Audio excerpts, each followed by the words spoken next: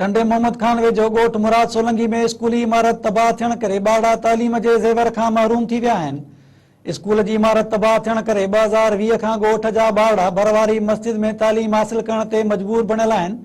जॾहिं त ॻोठ में रहंदड़ हिंदू कम्यूनिटी जा सवें ॿारड़ा तालीम खां महरूम बणियल आहिनि।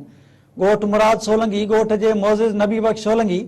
वसीम सोलंकी, समाजी तंज़ीम एडीआई जे वाइस चेयरमैन ज़ाहिद जसकाणी, सूरज ठाकुर, अंबर ठाकुर ऐं ॿियनि साफ़िन सां ॻाल्हाईंदे चयो त 2010 खां असांजे ॻोठ जे स्कूल जी इमारत मुकमल तबाह थी वई आहे। उन्हनि चयो त स्कूल में मुख़्तलिफ़ बिरादरियुनि जा मासूम ॿारड़ा मस्जिद अंदरि तालीम हासिल करे रहिया आहिनि, पर अफ़सोस सां चवणो थो पवे त हिन जदीद दौर में बि हिंदू कम्यूनिटी जा सवें ॿारड़ा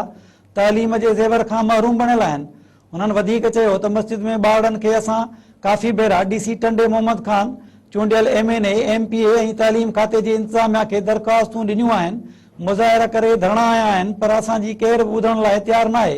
उन्हनि पीपुल्स पार्टी जे चेयरमैन बिलावल भुट्टो ज़रदारी, वॾे वज़ीर, तालीम वारे सूबाई वज़ीर समेत वसवारनि खां मुतालबो कंदे चयो त ग़रीब मिसकीन पोरियत तबिके जे ॿारनि जो मुस्तक़बिल तबाह थियण खां बचाइण लाइ ॻोठ में कखाऊं स्कूल ठाहिराइण में असांजी फौरी मदद कई वञे, त जीअं असां पंहिंजनि ॿारनि खे तालीम जे ज़ेवर सां रास्ता करे सघूं।